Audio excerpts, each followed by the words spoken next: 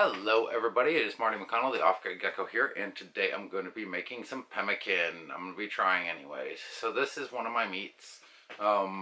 This was actually a sirloin, so I've been salt curing a whole bunch of meat for a while, and I decided I'm not going to get any more thin meats. Yeah, they cure fast and easy and it's quick, but it came out basically too small to cut into adequate slices. Now I've got this wonderful chunk of meat, and I can only get little slices like this. I mean, it's not even a finger. And I'm going to use this to be making some of the pemmican. Trying to look up historical pemmican recipes, try and get at the meat and potatoes, because essentially everybody knows, who knows about pemmican, knows that pemmican is essentially dried meat and tallow, okay? Dried meat, of course, you can get from just about anywhere. Lean meat's good, but you kill an animal, you slice the meat off into thin strips, and then if you hang those strips by a fire, they'll dry out. You can salt cure them to dry them out, though that would have probably been something that was only done if you're near the ocean. So the traditional method is to dry by fire. This is a substitute, not making authentic pemmican, just talking about it. The other thing that authentic pemmican recipes often include is things like berries and nuts and spices and things like this. But here's the thing about historical pemmican. It's very hard to find source documents that are true to whatever the original was before Westerners got into this country. So people have been making this stuff probably for thousands and thousands of years, maybe even since the caveman times. And in Europe, they were probably making it in the Indus River Valley and the Tigris and Euphrates River valleys, like long before our society evolved kind of to get away from it and change our meat preservatives into something more like this with the addition of salt, because salt's amazing. But if you don't have a ready supply of salt, or you're not exactly sure on the effects, like for ancient peoples, preserving with fat makes a valuable alternative. Preserving with smoke makes a valuable alternative, because by smoking a meat, and I'm not talking about putting it in your barbecue smoker for 2 hours with your apple cinnamon chips. No, I'm talking about just smoke curing it. Like, you literally sit it on a rack, hang it up to dry, and let it sit there as long as it needs to sit. Now, if you're going to do the fire drying method, I recommend not putting your meat over the fire. Set it beside the fire. So the same way that you would cure a bow or an axe handle, you want to dry it out. You don't want to cook it. Smoked and juicy are two things that historically don't really have a lot of things in common with each other. I mean, obviously different cooking methods evolve over time, all the time, and everything goes through little cycles and phases. But in the interest of pure survival, having liquid in your food is the enemy if you want it to have a long shelf life. Okay, and one of the primary reasons for smoking food was to preserve it so that it would last for longer. Therefore, juicy smoked salmon is not the kind of thing that you want to carry around in your pocket for a month. Alright, enough of that. Now on to the fat. These are little tallow muffins. So this is from the video I did on beef tallow. They actually don't smell that bad. I have not done any kind of purification process on these. So normally, your rule of thumb here, while you're reducing this stuff, if you want to get like pharmaceutical grade or cosmetic grade tallow, while you're rendering the fat, you would add salt water to it, render it up, let it solidify into a cake like this, and then you would pull off the water, which won't solidify underneath it. You just pull the cake off the top and scrape whatever residues left on the bottom, because that water is going to be pulling out a whole bunch of organic impurities and stuff that's water soluble, and the salt kind of acts to salt out, which is a chemistry technique, other impurities that might be in the fat with it.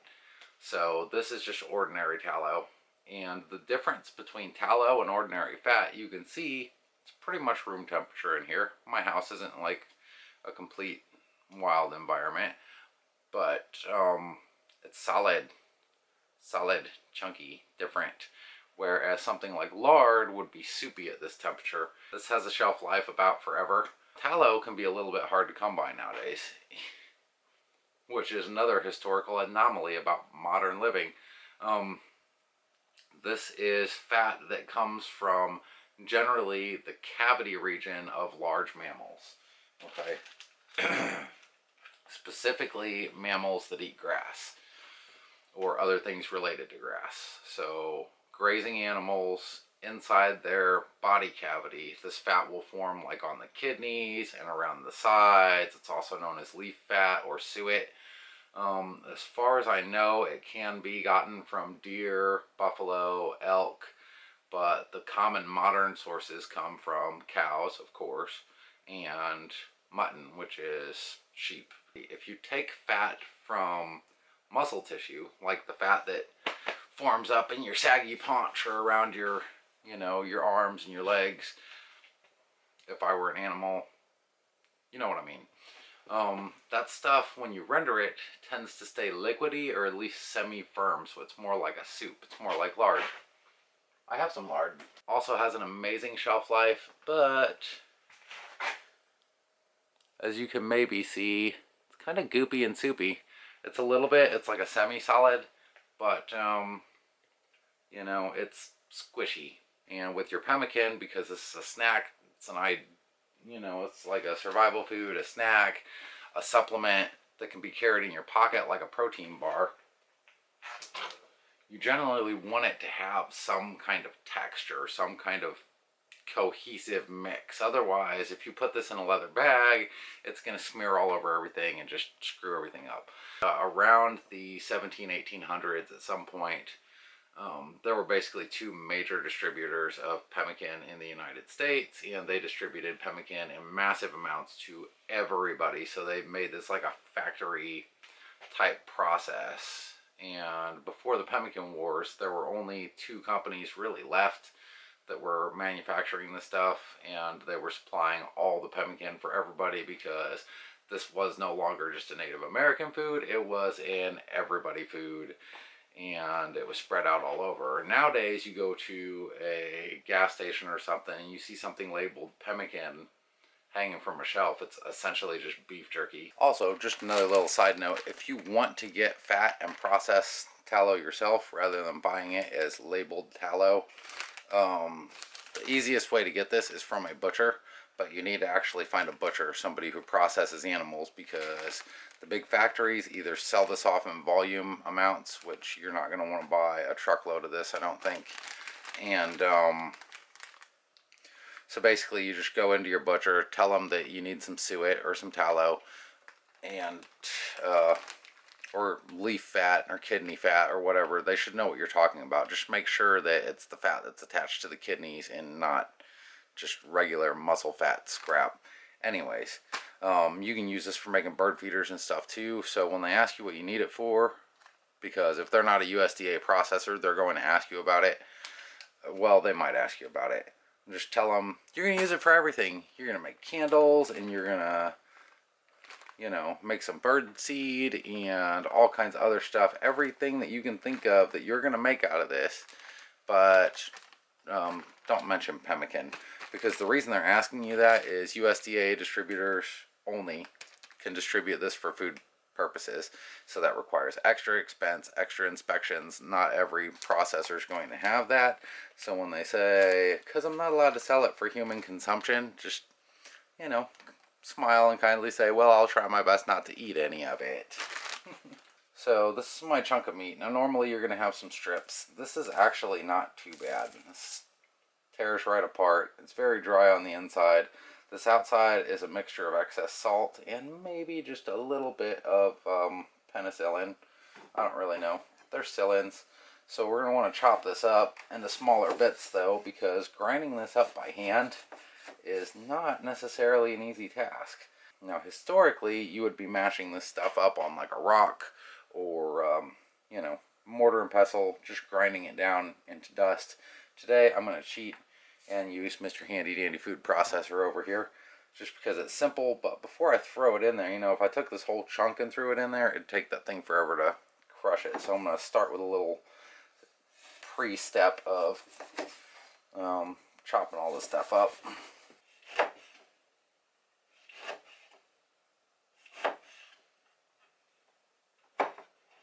Alright, this is where things get a little cool. So here is one of the leftover chunks of tallow that I basically had poured off in a big disc like this because there wasn't enough left to make more little biscuit things or my other ingots or the way that I, poured them out.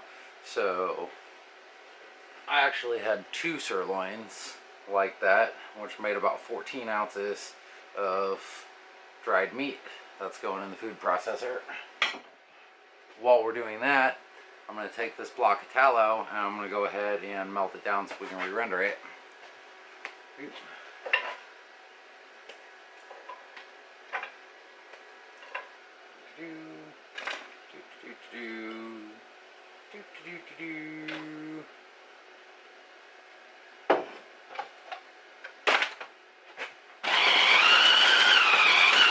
Alright, this could take a minute.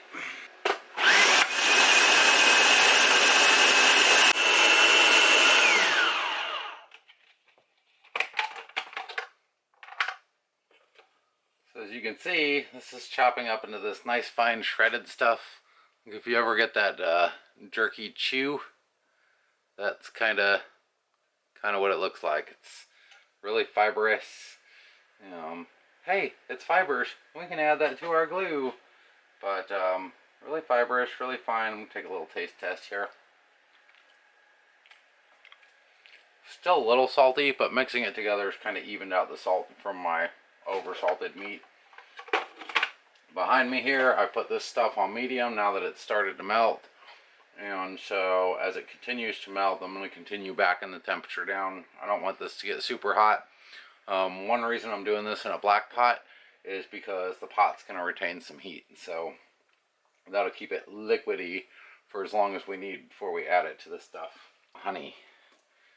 Okay, honey is not indigenous to the Americas, but you would be amazed how many recipes for all natural, original recipe from Native American, Indians, include honey in the recipe. And it's like Native Americans in North America at least didn't have honey. There was no such thing as a honeybee here for like 16 million years. People, get over yourself. Or 1.6 million years or whatever it was. So I'll scrape a little of that off. Not much because I don't want to lose my fat. And I've already got a big spoon out now, so I'm going to go ahead and use that for my mixies. Just put that in the bowl. Now the fun part. Make sure we get all of that out of there. Oh my god, that smells delicious. And there is a little bit of fat and oil inside the meat, so that's going to make it want to congeal a little bit. But for the most part, it's fluffy and powdery and soft, and I don't need to worry about it too much. Boing. Ugh. Is this hot? Yes, of course it's hot. So just go boing. All the fat, all the things. I need a paper towel. And I'm just going to start mixing this together so that everything can get nice and coated. I'm starting to think that these recipes are calling for a bit too much fat, because this seems like an awful lot. So next time I make this, I'll probably use less fat, because this seems excessive. Alrighty. But first time for everything. And next time I'm going to be including dried fruit and stuff like that too, so I'll probably end up needing all the fat, but in this case it looks like I didn't need all the fat. So next step is to get this in some kind of mold before it starts to harden up. You might recognize this mold. It's actually, what was that? A little chunk of fat. It's actually the same mold that I used to render the fat. So it should work out nicely, and this will give us a nice flat bar, and then we can turn that bar into little sticks of pemmican. It's going to be a little thinner than I would have liked, so you can use like a little mini bread pan or something for this, and it would work just fine, but That should be okay. And then let that set up and cure for, oh, say about 2 days. Alright, not 2 days, but it is going to take a while before this solidifies up, and you will be able to tell because the color is going to change dramatically because the fat goes from being clear to being white. So that is your first indication, but that also means that's only the outside that is cured, so you basically just want to let this sit for as long as it needs to sit. The thicker the slab that you pour and the thicker it is in general, the longer it's going to take to set up. But because we're using tallow instead of lard, there's no need to put this in the refrigerator. You could if you wanted to. It'll set up faster. But we could just leave this out on the counter. I'm going to go ahead and cover it with a piece of cloth just to keep any bugs from getting in there. And then we'll come back and check on it in a little bit. Alrighty, so here we are about 2 hours later. I think somewhere in there. I actually covered this with a little plastic. Sue me. And I think this piece is actually dried up pretty good. It's not experiencing flexi, so what I'm going to do is go around the edge and just kind of push on the aluminum foil, and you can see it separates straight away pretty well. And it's got a little whiteness to it, which is a remnant of the too much fat problem. The corners are a little bit tougher, so I'll just tug on them a little, make sure everything's nice and loose. And then we'll flip it upside down, give it a little tap. And then boom, Flogzilla. There's a little bit stuck to the bottom there, so if you want to grease your pan first, you can, but seeing as how this thing is grease, well, you know. So, all that grease that I was talking about on the top, yeah, it formed a little bit of a white scale, but down on the bottom, you can see it feels like wax, but when you look at it closely, it's exactly like pemmican. So I don't think I'm going to bother with the fat on the top for the moment. Instead, I'm going to go straight into trimming this guy. So, I'm going to cut me some pieces here. Cut a piece off this side. Mainly just cut the edges off and get this guy kind of squared up a little bit. Cut a piece off of this side. And I cracked it. That's not always good, and it's really, really slippery. It's like a bar of soap, bar of wet soap, so be careful when you're doing your things. And now I'm getting a couple little extra pieces of meat stuck to it. I'll just pick those out of there. And we've got pemmican. Okay, so I'm going to cut me a little sliver. I'm planning on doing this in small slices, so a hot knife might be a better way to go about this. But for our purposes, this will work fine. And then I've got me a little chunk of pemmican.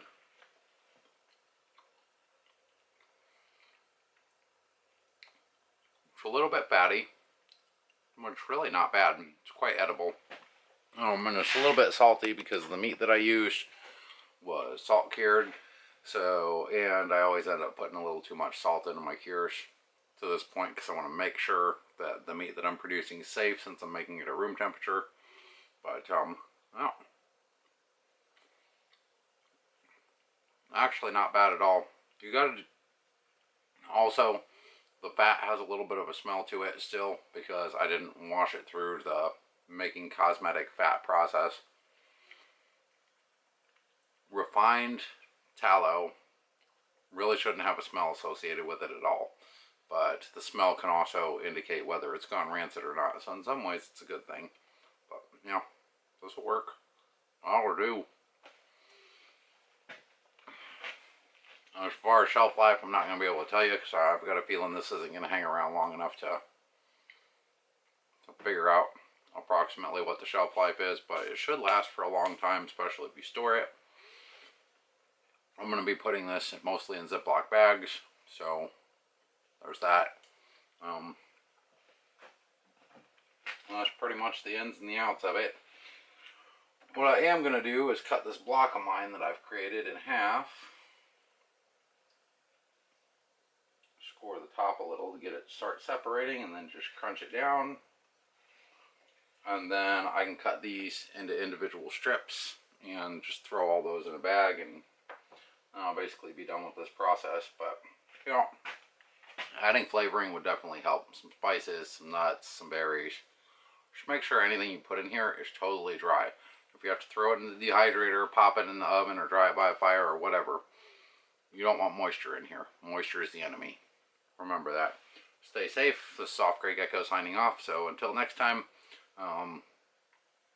if you like this channel and you like some of the stuff that I'm doing, don't forget to subscribe. If you have any questions about pemmican or the history of it, or I can fill you in on whatever I've dug up, just ask me in a comment below. If I don't know, then I don't know, but I do tend to do a little bit of research on these things before I do them, so don't be afraid to ask away. And I'll talk to you guys later after I get done eating this.